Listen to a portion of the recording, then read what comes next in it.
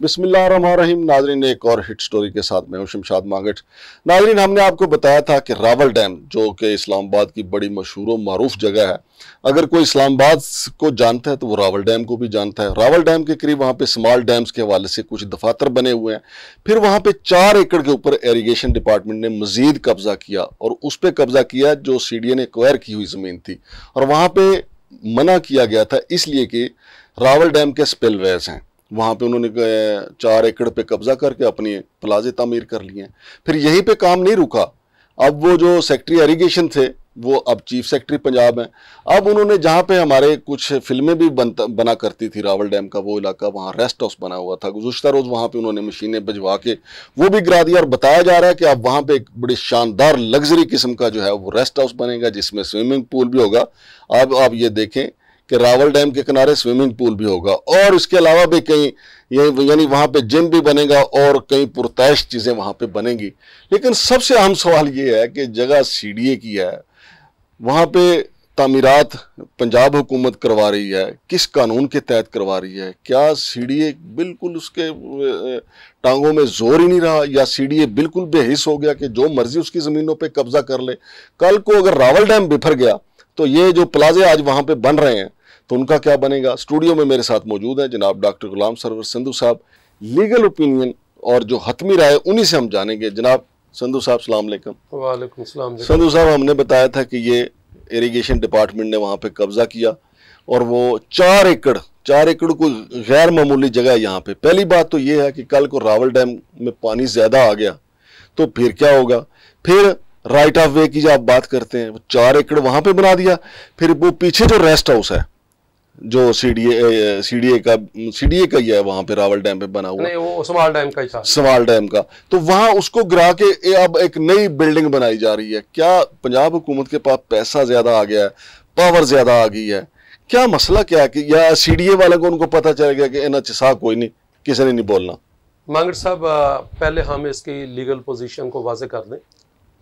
ये जो दफातर थे जो एग्जिस्टिंग है, जो के राइट ऑफ वे है पार्क रोड का, उसके बाहर थे, वो पहले के बने हुए थे। इधर एक्सिन स्मॉल डैम्स भी बैठता था, क्योंकि वहाँ से जो पब्लिक हेल्थ का है आगे फिल्ट्रेशन प्लांट, उसके भी वो सारा दफ्तर शफ्तर बने हुए हैं, लेकिन वो राइट ऑफ वे से बाहर हैं। अब क्वेश्चन यहाँ पे है, जब ये एरिया फेडरलाइज हो गया, हाँ जी, अगर ये मलकियत उनकी है भी पंजाब गवर्नमेंट की, तो जब आप इस्लामाबाद में आ गए हैं तो उसमें आप पे 2 किस्म के रेगुलेशन लागू होते हैं। Number 1 ICT zoning regulation 1992। इसकी प्रोविजन क्या है? इसकी 2 प्रोविजन को इन्होंने वायलेट किया। नंबर 1 कि जी ये right of way of park road में फॉल करती हैं जो बिल्डिंग्स वो बना रहे हैं, लिहाजा राइट ऑफ वे रोड में जो बिल्डिंग बनेगी किसी तरह भी उनकी हैसियत कानूनी नहीं हो सकती। बिल्कुल सही। कल को आपने रोड एक्सपेंड करना, आप देखें इस वक्त आप पार्क रोड की एक्सपेंशन हो रही है, 1-2 लेन ऐड हो रही है। हाँ जी। तो जहां से 10 साल 15 साल बाद अगर आपने एक्सपेंशन करनी है तो कहाँ पे करनी है? उस वक्त फिर क्या सीडीए इनको कंपनसेशन देता फिरेगा? नंबर 2 के जो बिल्डिंग बाईलॉज है सीडीए के, उसमें लिखा हुआ है कि it extends to the whole ICT. मतलब उसमें अगर किसी दूसरे महकमे की जमीन है भी, किसी फर्द वाहद की जमीन है, इवन देन उस पे ये लागू होते हैं। तो इन्होंने जो कंस्ट्रक्शन करनी थी वो construction without approval of building plans by CDA, it is illegal. एक तीसरी बहुत अहम बात है, आईसीटी जोनिंग रेगुलेशन 1992 में जो जोन 3 है ना, उसमें एक एनवायरमेंटली सेंसिटिव एरिया डिक्लेयर किया गया है 2 किलोमीटर्स अराउंड रावल लेक, जिसमें लिखा था कि कोई कंस्ट्रक्शन नहीं हो सकती। ये उसकी भी वायलेशन है। ये तो बिल्कुल स्पिलवे के साथ है। ये कब लिखा गया था? 92 में, कि इसके 2 किलोमीटर के एरिया में नहीं बन सकता। इसको हम कहते हैं एनवायरमेंटली सेंसिटिव एरिया। इन 1992 के जो जोनिंग रेगुलेशन है उसमें जब जोन 3 को डिफाइन किया गया और उसमें उसका जो परमिसिबल यूज उसमें कहा, तो उसमें लिखा हुआ है कि एनवायरमेंटली सेंसिटिव एरियाज में, जिसमें मारगला हिल नेशनल पार्क एरिया और 2 किलोमीटर अराउंड रावल लेक ये एरिया शामिल है, कि इधर कोई कंस्ट्रक्शन नहीं हो सकती। सही। संधू साहब, इसमें नेग्लिजेंस जो है वो बिल्डिंग कंट्रोल की है, इन्वायरमेंट वालों की है, इन्फोर्समेंट वालों की है, किसकी है? यस, इसमें सबसे बड़े नेग्लिजेंस जो है वो एनवायरमेंट की है। सही। क्योंकि एनवायरमेंट का फील्ड स्टाफ पूरे इस्लामाबाद में है और specially right of way roads में जो बेल्ट्स हैं उनकी जिम्मेदारी है। उनको सबसे पहले चेक करना चाहिए कि ये चीज नई बननी शुरू हो गई है, किधर है सीडी की इजाजत।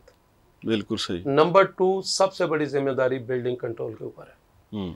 कभी बिल्डिंग कंट्रोल सेक्शन होता था, अब 3 डायरेक्टोरेट हैं और एक डीजी बैठता है और फील्ड स्टाफ भी उसी हिसाब से है। हाँ। तो अपने अपने एरिया को उन्होंने देखना है।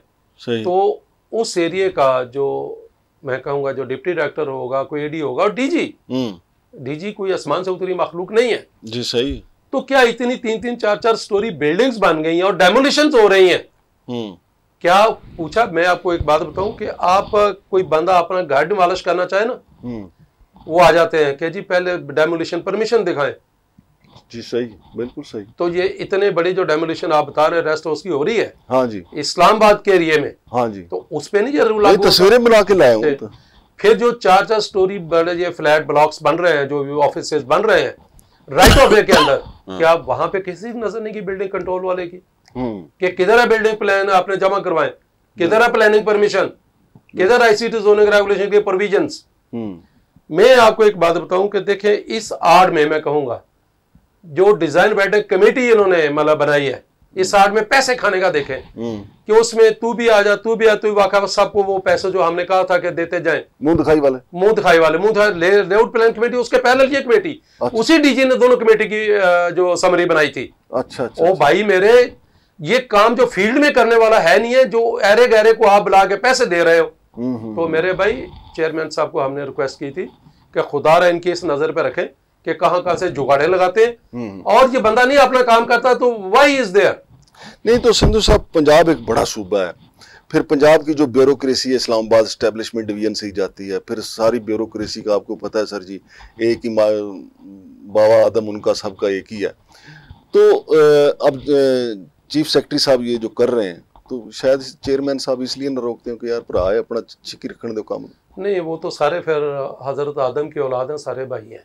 हाँ जी, तो फिर तो कुछ शादी भी ना करे किसी से। नहीं, देखें इस तरह नहीं है, हमें ऐसे ही हम गैर जरूरी बहस में जाएंगे।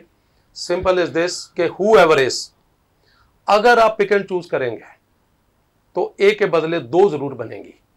तो मेरी रिक्वेस्ट ये है कि फिर लोकेशंस कुछ होती हैं, कहीं पे आप चलो आप कहें कि बीइंग इंसान, ह्यूमन बीइंग, आपका कोई ना कोई थोड़ा सा कहीं आंखें बंद कर लेना। देखिए 2 चीजें होती हैं, एक चीज होती है कि आपके कुछ साइकिल की टक्कर मारे ना, तो आपकी मौत नहीं वाकया होती, ज्यादा खराश आ जाएगी, लेकिन ट्रक की टक्कर से आपकी मौत वाकया होती है। ट्रक की टक्कर और साइकिल की टक्कर को बराबर हम नहीं समझ सकते। तो मेरे भाई ये एनवायरमेंटली सेंसिटिव एरिया है, आप इसको नहीं रोकें, कल को दूसरा बनाएगा। Right of way of road है, विदाउट परमिशन है, विदाउट बिल्डिंग प्लान की अप्रूवल किया है, इतनी चीजों को आप ओवरलोक करेंगे।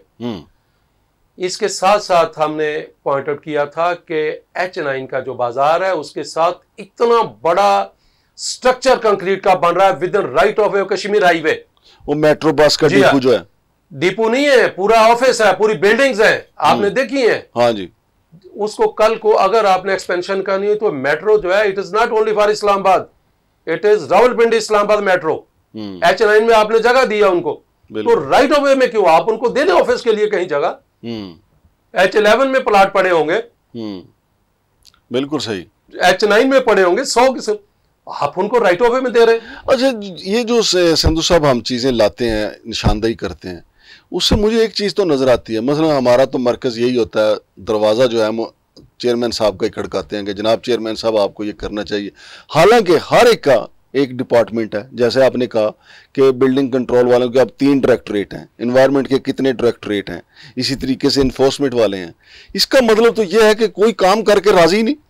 देखें, बात यह है कि हम चेयरमैन साहब का दरवाज़ा इसलिए खटखटाते हैं कि चेयरमैन साहब इज ओवरऑल इंचार्ज। हाँ जी, वो कैप्टन है। उनके नॉलेज में हम लाएंगे तो शायद नीचे वालों को असर हो, लेकिन अभी तक जो 2 महीने की एक्सरसाइज है इस पे इंक्वायरी कमेटी तो बन गई है, लेकिन उनको भी मतलब प्रॉपरली मेरा ख्याल सुपरवाइज करने की ज़रूरत है, टाइम पे ख़त्म करने की ज़रूरत है। और चेयरमैन साहब को इस पे कोई ना कोई मैं समझता हूँ कि एक हार्ड स्टांस लेना होगा, अदरवाइज ये भी रूटीन नज़र हो जाएगा। मेरा और आपका कंसर्न है बीइंग सिटीजन ऑफ इस्लामाबाद, और चूंकि मैंने 35 साल सर्वे भी किया है, अब मेरे बच्चों ने भी इस्लामाबाद रहना, अल्लाह खैर रखे, तो मेरे भाई का बात है कि बीइंग सिटीजन भी और एक पूरा पुराना जो एक्सपीरियंस नॉलेज है, मैं चाह रहा हूँ अगर वो चीज़ करेक्ट हो सकती है, कोई चीज़ सही हो सकती है तो वो हो जाए, वरना तो फिर मेरा ख्याल है संधू साहब अनकरीब जो है ना सीडीए का कोई भी चेयरमैन हुआ है, मौजूदा चेयरमैन या आने वाला कोई और चेयरमैन, जिस तरीके से सीडीए की ज़मीनों पे कब्जे हुए हैं या हो रहे हैं या होंगे, सीडीए को बिल आखिर रेंजर्स का जो है ना तावन हासिल करना पड़ेगा ताकि वो कब्जों को वागुजार करवाया जा सके। बस सूरत दीगर तो सर जो अपने इसके डायरेक्टरेट हैं वो कहते हैं यार खुद भी खाओ तो सर, इसलिए देखें मेरी बात सुने, मैं अभी भी दावा करता हूँ इस चीज़ का कि यार मैं आपको बताऊं, ये डीजी बिल्डिंग कंट्रोल से पूछे कि ये एडी मेरे पास आया था, तो इसने खुद बताया चेयरमैन साहब के बाद, इसने कहा जी मैं गया तो उन्होंने कहा जी कोई बात हुई ऑपरेशन पे, तो कहता एक बंदा पास है, कहता इसने पे संधू ऑपरेशन नहीं देखा। तो मेरे भाई ये तो मुश्किल काम नहीं है, हमने बेसमेंट में फ्लैट्स तोड़ के दिखाए थे, हमने राइट ऑफ वे रोड्स के क्लियर करके दिखाए थे, कोई मुश्किल काम नहीं।